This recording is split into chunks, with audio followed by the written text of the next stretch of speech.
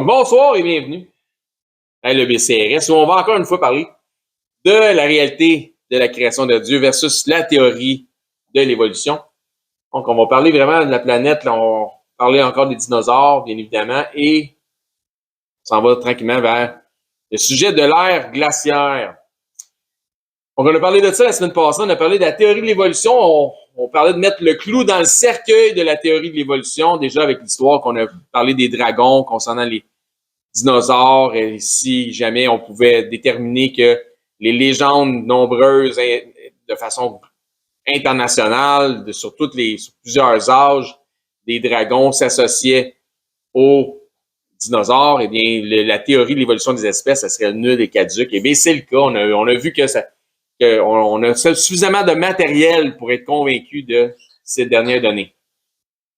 Donc, pour arriver à ce qu'un mammifère, on a parlé de ça la semaine passée, un mammifère marin, on disait que les évolutionnistes disent que les vaches éventuellement viennent des baleines ou les baleines sont devenues éventuellement des vaches.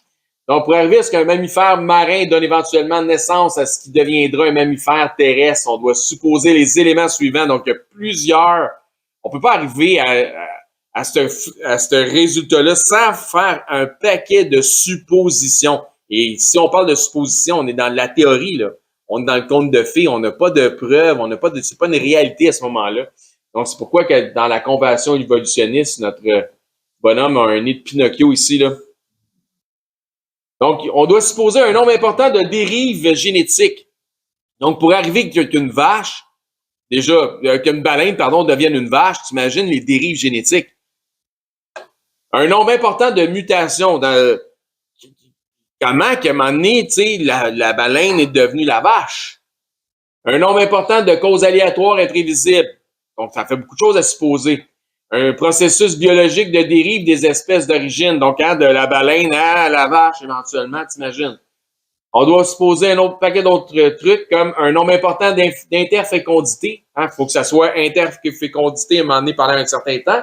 Et après ça, ça prend un nombre important d'arrêts de l'interfécondité pour que la nouvelle espèce devienne la nouvelle espèce. Donc, un nombre important d'isolement reproductif dans la barrière terre et mer, surf and turf. Donc, éventuellement aussi, un nombre important de niches adjacentes. Donc, il faut que ça marche, puis à un moment donné, il faut que ça arrête de marcher pour que ça devienne une nouvelle espèce. Donc, un nombre de diversité génétique qui se termine par les effets d'une consanguinité. Donc, là, ça arrête là avant que ça déraille. Donc, il faut tout supposer, tous ces points-là, puis probablement qu'il y a d'autres suppositions pour arriver à ce qu'une baleine devienne une vache. Donc, la théorie de l'évolution ainsi que ses théories complémentaires, donc ce qu'on parlait la semaine passée, le gradualisme et le ponctualisme. Donc, ce sont des théories dans la théorie. Malgré les innombrables études, recherches, spécialistes, calculs, graphiques, chartes, expériences, laboratoires, infrastructures et les investissements majeurs à coût de millions, voire de milliards de dollars, etc. La théorie d'évolution, que ce soit le gradualisme ou le ponctualisme, n'aboutit éventuellement qu'à un combiné de suppositions sur la reproduction des espèces, mais sans aucun fondement tangible, puisque les théoriciens ne s'accordent pas entre eux. Tu as les ponctualistes puis tu as les gradualistes, donc ils ne s'accordent pas entre eux, car aucun des deux partis ne peut fournir de preuves sur ce qu'ils avancent. Donc le gradualisme fait opposition au ponctualisme, le ponctualisme fait opposition du gradualisme. Les deux s'astinent, mais un dit que l'autre a tort, mais les deux ont aucun fondement, les deux ont aucune finalité, ils ne peuvent pas dire voici la conclusion d'eux. Donc, ils ne s'accordent pas. Les conseils scientifiques admettent maintenant qu'il semble y avoir une limite à la mutation. Donc, on avait le gradualisme, on est devenu plus savant scientifiquement. Donc, à partir du gradualisme qui ressemble vraiment à la théorie de Darwin de base, donc plus comme Darwin hardcore, là, vraiment au cœur de ce que Darwin croyait, on s'est rendu compte que Darwin, il manquait des éléments. Parce qu'on a évolué, on a grandi en connaissances scientifiques. On s'est dit, si Darwin arrivait avec ses théories aujourd'hui, ça serait plus bonne. Donc, on est passé du darwinisme normal qu'on va appeler le gradualisme au néo-darwinisme qu'on va appeler le ponctualisme. Parce que ça prend une nouvelle théorie pour pouvoir continuer à dire qu'il n'y a pas de Dieu et qu'un Dieu n'existe pas. Parce que on se rend compte que Darwin, dans le fond, il n'avait pas tout à fait raison. Fait qu'on arrive avec Darwin 2.0, ou la théorie de l'évolution des espèces 2.0. Et puis là, pour se rendre compte, en continuant à grandir, en évoluant dans la science, parce que, comme Pasteur il avait dit, Louis Pasteur avait dit, un peu de science vous éloigne de Dieu, beaucoup vous y ramène. Ben, on se rend compte finalement que il y a une limite à la mutation. Ça n'a pas de sens finalement qu'une vache sort d'une baleine ou qu'une baleine est devenue une vache. Là, on évolue et on se rend compte que finalement, nos théories 2.0 de l'évolution ne sont pas si bonnes que ça. Donc, le conseil scientifique admet et maintenant qu'il semble y avoir une limite de mutation, donc des changements évolutifs, et qu'il semble peu probable qu'un code génétique développe de nouveaux traits. Pourquoi? Parce que s'il y a un code, il y a un encodeur. Il y a quelqu'un qui est venu me voir dernièrement, il dit hey, j'ai vu un reportage sur le fait que la baleine dans sa nageoire et l'être humain et la chauve-souris ont comme tous les mêmes doigts, puis tu sais, donc c'est une preuve d'évolution. C'est peut-être plus la preuve qu'ils ont un designer commun. Il est parti bredouille, il a fait oh, mais oui. Mais une chance la prochaine fois. Ainsi donc, le ponctualisme ne peut pas être la réponse qui peut sauver la face de la théorie de l'évolution. Donc, bien essayé encore une fois pour eux autres aussi, mais une chance la prochaine fois. Ils sont plantés. Donc, on voit ici un genre de dinosaure à plumes. On voit des plumes, on voit des écailles de reptiles. Ce qui ramène donc le tout à la base, soit le gradualisme, donc la théorie de Darwin. Donc, théorie qui ne s'accorde pas avec les idéologies liées aux couches géologiques, car celles-ci devraient comporter des millions de formes de vie transitoires, donc les chaînons manquants, mais il n'y en a pas aucune. C'est un petit peu ça que le ponctualisme va dire. Il dit, le gradualisme, donc le darwinisme là, de base là, sur l'évolution des espèces, ils disent dans les couches sédimentaires, si on avait évolué, si les espèces avaient évolué, on pourrait voir des espèces donc transitoires. Mais on n'en trouve pas. C'est tout ou rien. C'est tout ou rien. Donc, on trouve pas d'espèces transitoires. Donc, le ponctualisme, eux autres sont arrivés avec une nouvelle théorie en disant, ben voilà, il n'y a pas de transition parce que c'est arrivé tout d'un coup, pouf! Fait que la baleine, elle a couché une vache, pouf! Elle a couché sur le bord de la berge, elle s'est mise à manger du gazon. Merci, bonsoir. Là, il y en a une autre, elle a couché un mâle, puis l'autre, elle a couché une femelle, puis ça sont produits. Je sais pas trop comment c'est arrivé. Fait que c'est arrivé ponctuellement, bang, boum, d'une shot. Ben, quand on se rend compte avec la science aujourd'hui qu'il est peu probable que le code génétique développe de nouveaux traits dans le code, finalement, le ponctualisme non plus marche pas. Fait que le gradualisme marche pas, le ponctualisme marche pas. Fait que ça marche pas. Donc, c'est pas vrai l'histoire que de transition, hein, que les poules sont les ancêtres des poules, c'est les dinosaures, puis les nouveaux dinosaures, c'est les poules. Là. Ça, vous allez entendre ça souvent dans les théories d'évolution. Que finalement, il y avait des dinosaures à plumes. On n'a jamais trouvé, vous allez voir beaucoup de dessins, beaucoup d'images, beaucoup de maintenant d'animation avec des dinosaures à plumes. Ils n'ont jamais trouvé de dinosaures avec des plumes. C'est jamais arrivé. Même si vous dites qu'ils en ont trouvé, ils n'ont pas trouvé. C'était juste un oiseau. C'était pas un dinosaure. Donc, il n'y en a pas de ça. Et pour qu'une plume devienne un écaille ou une écaille devienne une plume, là, il va falloir qu'il y ait du changement au niveau du développement du code génétique. Mais il est peu probable que ça arrive. La science, maintenant, nous le confirme. Maintenant, changement de sujet. Un météore a fait disparaître les dinosaures.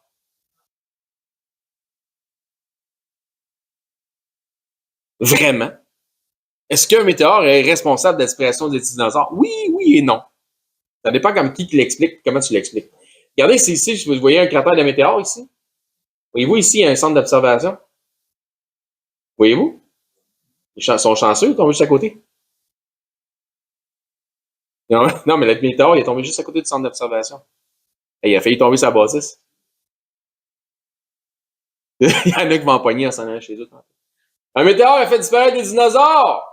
Une des théories fréquemment proposées est celle qui accuse la tombée d'un météorite d'être responsable de la disparition massive des dinosaures. On va voir si ça fait du sens. Ah, vous l'avez déjà entendu, celle-là, c'est une météorite qui a fait disparaître des dinosaures? OK, parfait. Je suis sûr que vous saviez.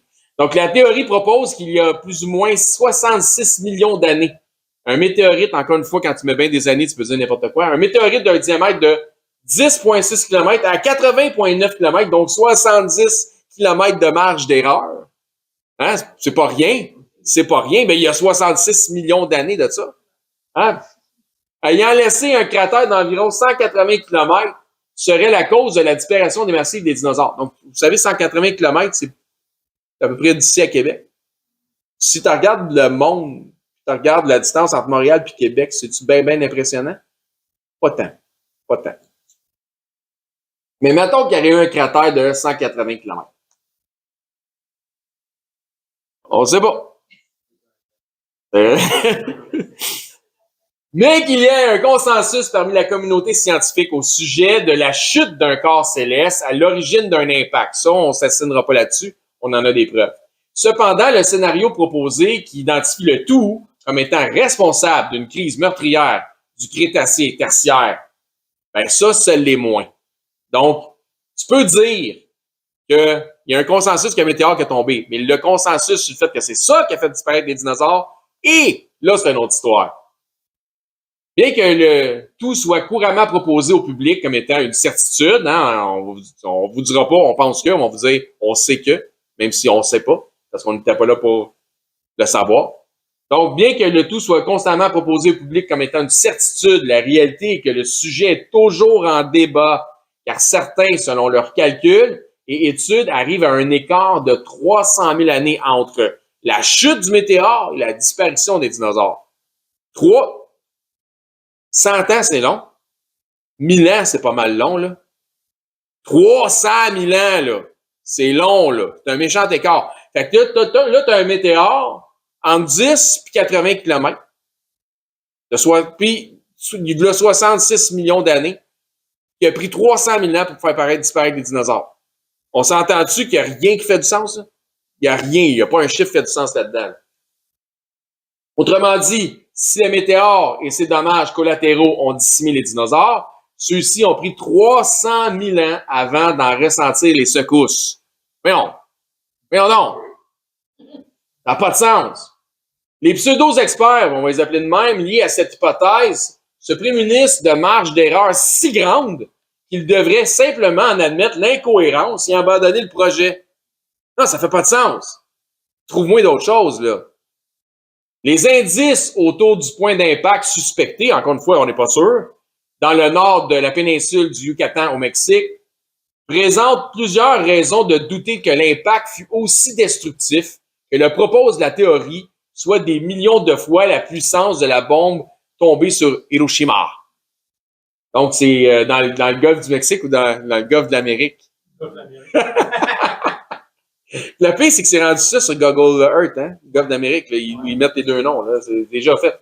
D'une part, la structure souterraine de ce site n'est pas ronde. De plus, un impact d'une force destructrice mondiale aurait fait fondre l'ensemble des roches autour du cratère. Mais le site ne contient que très peu de roches fondues. La géologie démontre que les roches qui se trouvent là-bas n'ont pas besoin d'un impact pour être expliquées. Donc, on dit que c'est là. Donc, ça, là, c'est l'endroit. Si vous suivez ça ici, voyez-vous le petit point, là? Le petit point, mais le petit point, il est trop gros, mais ça serait comme le point d'impact, là. Ça serait ça. Ça, là, ça a tout fait disparaître ce qu'il y avait sur la planète, puis l'autre bord de la planète, puis en haut de la planète, puis en bas de la planète. Ouais, mais ça a pris 300 000 ans pour que ça s'aboutisse. Fait que entre l'impact et la disparition, ils s'entendent pas pantoute. Fait que c'est encore en débat, cette histoire-là. Puis c'est vraiment écrit ici, là, Golfe du Mexique, en parenthèse, Golfe des Amériques. C'est rendu ça sur Google Earth. Vous irez voir ça. Il y a d'autres impacts sur la planète. Oh, exactement, il y en a plein. Mais là, ils disent que ça serait celui-là. Donc, à moitié dans l'eau, à moitié dans la terre. Là, c'est même bizarre. Donc, l'hypothèse stipule que plusieurs dinosaures, 50% d'entre eux, seraient morts sur l'impact. Le reste, ça a pris 300 000 ans. Et que les autres seraient graduellement morts dû aux conséquences de cet impact. Donc, il y aurait eu multiples volcans causés par des failles dans la croûte terrestre due à l'impact. Il y aurait eu des dépôts graduels de poussière toxique. Il y aurait eu de l'accumulation de cendres volcaniques. Donc, encore une fois, la proposition du météorite, c'est pas mauvais. C'est de la façon qu'elle est expliquée, qui peut être pourrie ou bonne. Donc, accumulation de cendres volcaniques, et donc qui crée un hiver nucléaire. Et un bris de la chaîne alimentaire, soit plantes versus herbivores, prédateurs, etc. Si tel était le cas, nous devrions trouver davantage de vestiges de ces éléments à proximité du lieu de l'impact, mais ce n'est pas le cas. Pourquoi devrions-nous croire qu'un impact a tué les dinosaures à la grandeur de la planète si nous ne pouvons même pas trouver les preuves qui correspondent à des critères de cet impact de manière locale? Ça fait pas de sens. Pourquoi que l'impact là-bas au Mexique aurait fait disparaître des dinosaures en Chine puis en Afrique si on n'est pas capable de trouver les éléments en entour de l'impact? Aucun sens. Encore une fois, continue.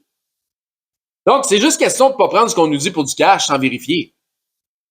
Il existe plus de 100 théories. Donc, ça, c'en est une. Hein? C'est celle qui est nommée tout le temps. Mais il existe plus de 100 théories expliquant la disparition des dinosaures. Certaines d'entre elles incluent des théories telles que l'accumulation de dioxyde de carbone due aux éruptions volcaniques, au réchauffement et au refroidissement climatique, soit un temps où ça a été où ça a gelé, ou un temps où il a fait très chaud, dans un réchauffement de la planète, comme on entend tout le temps parler, réchauffement de la planète, et aux épidémies ou à la prédation par des mammifères qui mangeaient les œufs des dinosaures.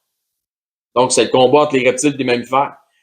D'autres théories, il n'y a pas de farce, d'autres théories novatrices incluent l'extinction due aux plantes narcotiques nouvellement développées. Donc, ils ont commencé à geler la face. Oui, c'est ça. À la constipation chronique et à des gaz intestinaux. Ben, tu sais l'histoire que le réchauffement de la planète est à cause qu'on mange trop de bœuf parce que c'est à cause des pets des vaches? Ben, c'est la même théorie. Ils sont morts à cause de leurs pets. Il y a un réchauffement de la planète.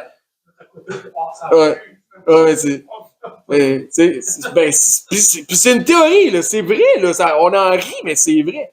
Donc, incluant la possibilité d'un rétrécissement du cerveau. Ils sont devenus épais. Fait que c'est pour ça qu'on a Jurassic Fart. Le pet Jurassic. Ça fait penser, tu sais, ils ont fait des tests, voir si tu pouvais mourir de tes propres pets. Ouais, en mangeant des bines, puis mettons, tu es dans une chambre, une pièce, temps par temps. Est-ce que tu peux t'intoxiquer par tes propres gaz de pet? Ben non. Tu peux pas. Ça a l'air que tu peux pas. Ils ont fait des tests avec l'émission des stupéfiants. Ah, d'accord. Ben, peut-être tu files pas le matin. T'es peut-être un peu vert le matin en te levant. Fait que, mais les dinosaures, eux autres, seraient morts de leur propre pet. C'est fou, là! C'est complètement stupide.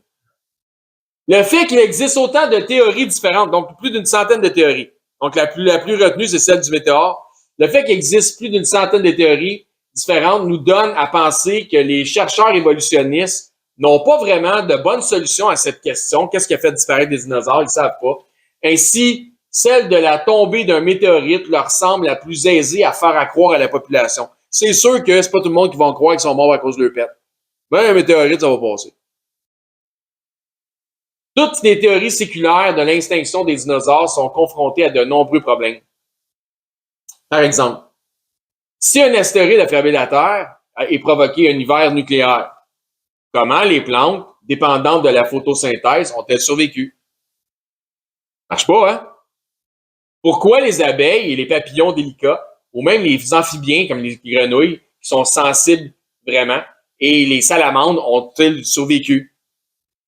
Si l'activité volcanique et les gaz toxiques ont envahi la Terre après un événement d'extinction, comme dans le cas de la théorie de l'extinction volcanique ou du dioxyde de carbone, alors pourquoi les oiseaux ont-ils survécu? Ça marche pas. Fait que ces théories-là, des pertes et de ci, de ça ne fonctionne pas, donc ça cause plusieurs problèmes. Fait à noter, les oiseaux ont une conception pulmonaire qui les rend plus vulnérables aux gaz toxiques. Nous n'avons qu'à penser qu'aux canaris dans les mines de charbon ou dans les sous-marins. Les créationnistes n'excluent pas la présence de météorites que Dieu aurait pu utiliser afin de déclencher le déluge, soit pour fracturer et faire tomber le dôme d'eau au-dessus de la Terre, soit pour fracturer la croûte terrestre à l'impact et laisser s'échapper l'eau qui était dans le sol de la Terre. Comme ça disait que l'eau est venue d'en haut puis l'eau est sortie d'en bas. Donc on voit ici le dôme d'eau et une fracture dans la croûte terrestre. Donc, on nie pas qu'il y a peut-être quelque chose, mais c'est comment tu l'expliques. Tu ne vas pas me parler des pets de dinosaures. Là. Donc, pourquoi un météorite aurait-il fait disparaître les gros et solides dinosaures, mais non pas les êtres plus fragiles, ainsi que les mammifères qui existaient déjà à l'époque des dinosaures? Ce serait bizarre, hein? Ils sont gros, sont forts, mais c'est les autres qui crèvent, les petits survivent. L'enseignement évolutionniste propose que les mammifères n'ont pas de manière massive vécu autant des dinosaures. Pourtant, plusieurs mammifères de toutes sortes ont été retrouvés dans les mêmes couches sédimentaires que les dinosaures. Un mammifère a même été retrouvé avec des restes de dinosaures dans son estomac. Une des raisons pour laquelle nous ne retrouvons pas plus de mammifères aux côtés des géants reptiles qui étaient les dinosaures est probablement due au même fait que nous ne retrouvons pas d'humains à leur côté. Je ne sais pas si vous vous souvenez pourquoi on avait dit ça. C'est qu'il y en a un qui reste au sol, l'autre essaie de patauger, en tout cas. On y va. Donc, lors du déluge, les géants reptiles terrestres étant gros et massifs sont probablement demeurés au sol sans possibilité de flottaison et ont été les premiers à être engloutis par des couches de sédiments boueux. Donc, pour faire un fossile, il faut qu'il y ait une couche de sédiments boueux qui enferme la victime. Et s'il se détériore au fur et à mesure, il n'y aura pas de fossile. Il n'en est pas ainsi pour la plupart des mammifères. Ils ont une tendance à s'efforcer de patauger afin de regagner la surface. Nous imaginons mal un T-Rex avec ses petites pattes, là, ou un brachiosaure hein, qui est énorme, ou un tricératops essayer de patauger. On les voit ici qui essaient de patauger, ça fait dur leur affaire. Ils sont transformés en baleines. Les baleines, après ça, ont couché une vache. De plus, chez certains reptiles, tels l'iguane, n'oublions pas qu'une seule de cette variété, il y a une grande variété d'iguanes, mais une seule de toutes les variétés d'iguanes, donc une seule de cette variété d'espèces est marine et a développé l'habilité de la nage. C'est-à-dire les reptiles ne savaient pas nager, ne savaient pas patauger. Ils ont juste resté au fond. La boue, il y a eu des lissements de boue. Ça crée les fossiles qu'on a aujourd'hui. Ils étaient trop gros pour s'en sortir, même pour gagner la surface. Aussi, lors des découvertes archéologiques, la pensée circulaire liée aux couches géologiques fait régulièrement surface. Écoutez bien ça, ça vaut de l'or. Lorsqu'un squelette animalier, autre que reptile, mammifère, donc que ce soit un mammifère, oiseau ou autre, est retrouvé dans une couche sédimentaire ou une couche de sédiments qui, selon les évolutionnistes, est une des couches qui est liée à l'époque des dinosaures. Donc, si on trouve un oiseau normal ou un animal normal dans une couche de sédiments qui est supposément liée, selon la pensée évolutionniste, qui serait supposé être lié aux dinosaures. Donc, cet animal-là, il n'y a pas d'affaire là. Les paléontologues vont se fier à la couche de sédiments pour référer la découverte à l'équipe responsable des découvertes préhistoriques. Donc, ils vont dire, ça va dans une couche de dinosaures. On a trouvé, mettons, un écureuil dans une couche supposée des dinosaures. Donc, on va aller l'envoyer à l'équipe qui s'occupe de la couche des dinosaures, l'écureuil. Tu veux? Parfait, super. Par conséquent, si la découverte ne concerne pas un reptile préhistorique, mais plutôt un animal considéré plus moderne, les paléontologues responsables des découvertes préhistoriques vont retourner le dossier à ceux qui s'occupent de la paléontologie des vertébrés plus modernes. Fait que là, eux autres, et voilà! Fait que là, ils disent, on a trouvé un écureuil dans telle couche, on peut pas s'en occuper, c'est une couche qui appartient aux dinosaures, qu'est-ce qu'elle faisait dans la couche des dinosaures? On l'envoie à l'équipe qui s'occupe de la couche des dinosaures. Ceux qui s'occupent de la couche des dinosaures vont faire, ben, c'est un écureuil, pourquoi tu m'envoies ça? On t'en retourne? Fait que tu vois-tu qu'il y a personne qui va finir par dire, ben, l'écureuil avait pas d'affaire là, puis si l'écureuil était là, c'est parce que elle a vécu en même temps que les dinosaures. C'est fou, hein? C'est fou, mais c'est ça qui se passe dans ce monde-là. C'est un monde de coucou. Résultat, les découvertes qui ne s'accordent pas avec le narratif évolutionniste sont systématiquement mises de côté. Donc, si tu l'œuf ou la poule ou l'œuf, on n'est pas sûr. Et ouais, c'est ça. Donc, that's all, folks. Dieu voulant, peut-être plus la semaine prochaine.